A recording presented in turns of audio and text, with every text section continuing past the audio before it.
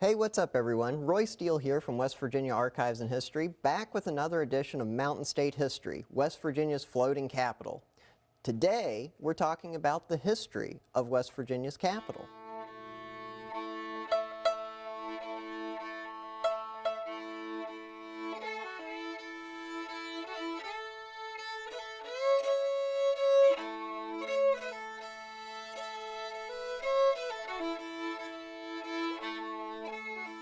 West Virginia's capital was not always in Charleston.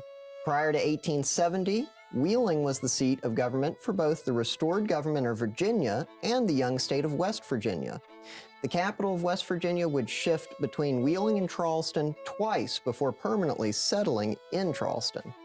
So today, we will explore the history behind West Virginia's floating capital, as well as the power struggle between Charleston and Wheeling, each vying for control of West Virginia's capital.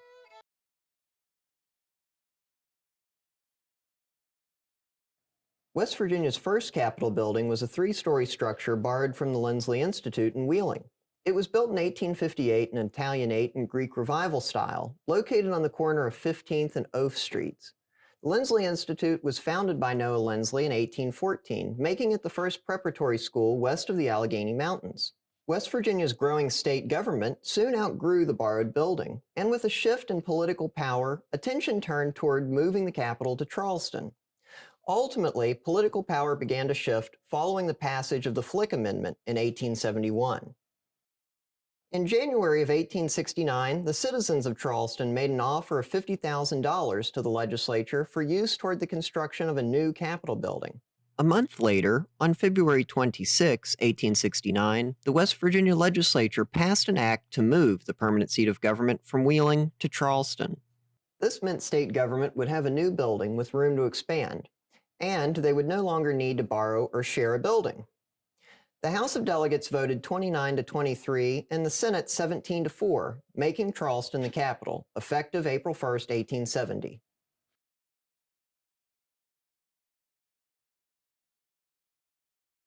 March 28, 1870, Governor Stephenson boarded the steamboat Mountain Boy, set to transport state officials and documents from Wheeling to Charleston, down the Ohio River, and then up the Kanawha to Charleston, arriving on March 30th.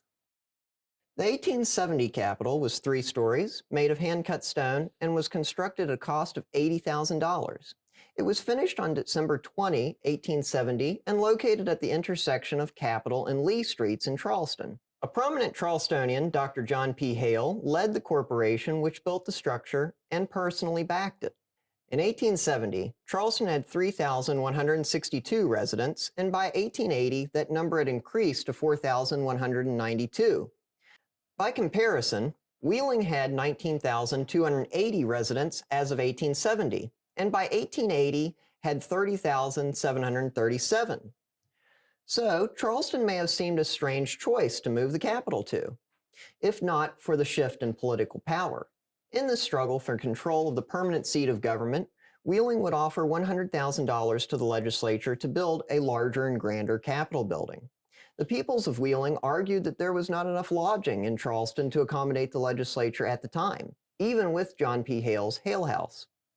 At the time of the move, Charleston had no immediate rail access, but by 1873, the Chesapeake in Ohio was on the south side of the Kanawha River, and by 1884, the north side was connected by the Kanawha in Ohio.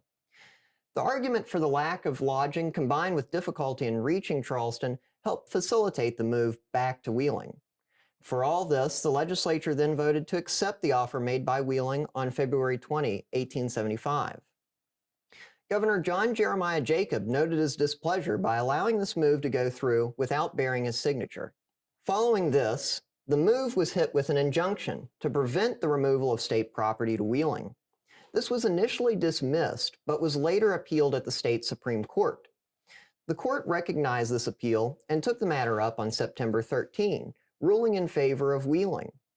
However, on May 21, the steamboat Emma Graham brought state officials down the Kanawha to Point Pleasant.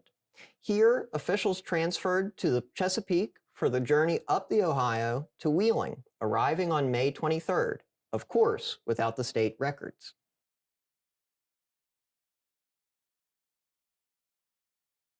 Finally, on September 22nd, the records would leave Charleston on the steamboat Iron Valley, along with 2 barges set for wheeling. So on December 4, 1876, the new building was completed, but officials had arrived earlier on May 23rd. Therefore, temporary use was made of the Lindsley Institute, along with Washington Hall. In 1877, it was decided to put the permanent location of West Virginia's capital to a vote.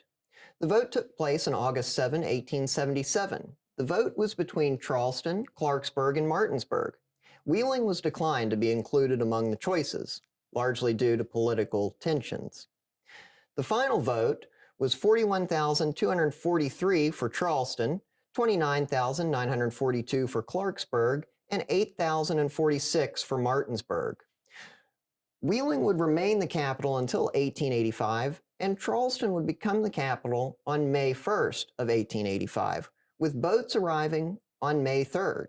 But it took a whole 8 years after the vote for this move to go through. 2 steamboats and a barge were required for this move. The Chesapeake carried state officials, while the barges, the Belle Prince and Nick Crowley, were responsible with transporting records and state property.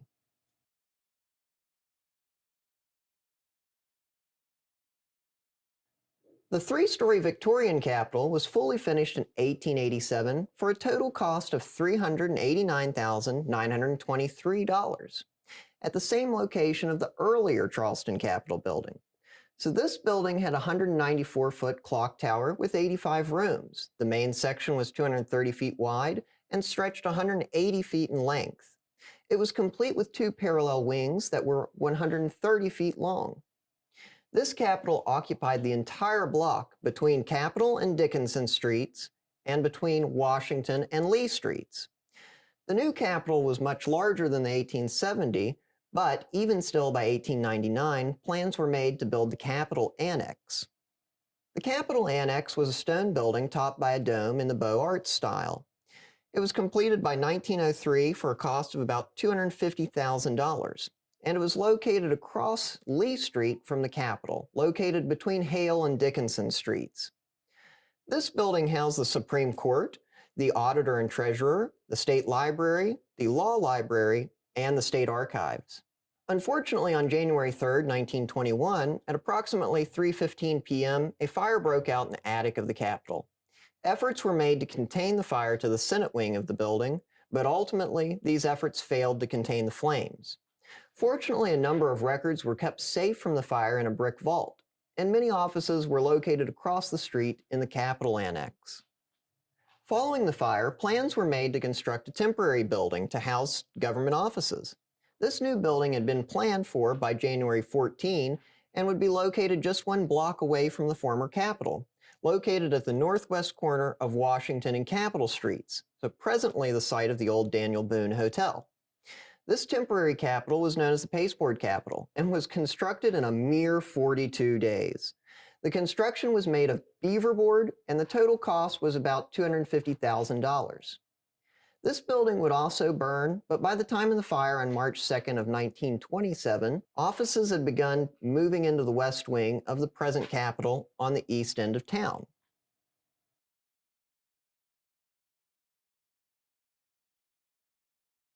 By January 21, 1921, the West Virginia Senate had voted 20-10 to build a new Capitol in Charleston, and by July 21st, Cass Gilbert of New York City had been chosen as the architect.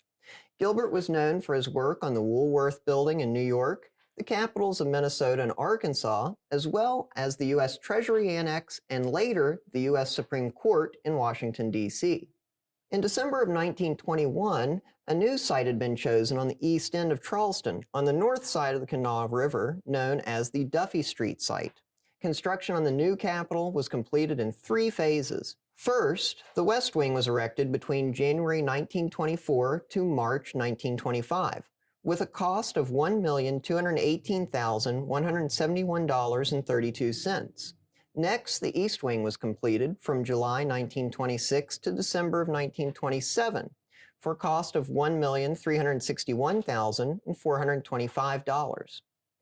And finally, the main section was finished from March 1930 to February 1932 at a cost of $4,482,623.21. The total cost of the new Capitol building was $9,491,180.03. To cover this cost, the legislature approved a gross sales tax in 1921, and various properties were sold, and losses from the fire were covered by insurance. The site of the former downtown Capitol sold for $1.5 million. The sale of the Capitol Annex raised an additional $500,000, and the sale of the pasteboard Capitol along with the governor's mansion brought in a total of $350,000. An insurance payment was also made to the state for the downtown Capitol and contents, totaling $500,000. The sale of several houses at the Duffy Street site raised an additional $100,000, and Kanawha County gave the state $1 million, totaling $2.95 million raised from the former sites and insurance.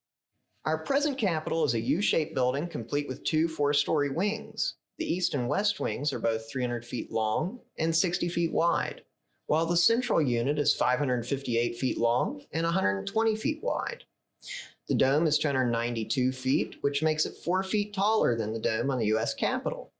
The Capitol is 533,000 square feet of space, with 333 rooms, and encompasses a total of 14 acres of floor space.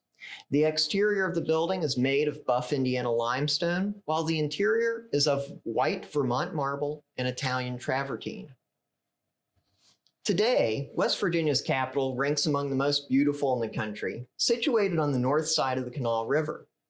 After 6 moves, following this must seem exhausting, but we end our journey with a permanent seat of government in Charleston and with a Capitol that will stand the test of time. Through all the political shifts and disasters, Charleston has remained the seat of government for West Virginia since 1885. If you would like more information on any of the items covered in the video, please check the description below. And with that, we'll call it a day. For everyone here at West Virginia Archives and History, I'm Roy Steele. Thanks for watching this edition of Mountain State History, and we'll see you next time.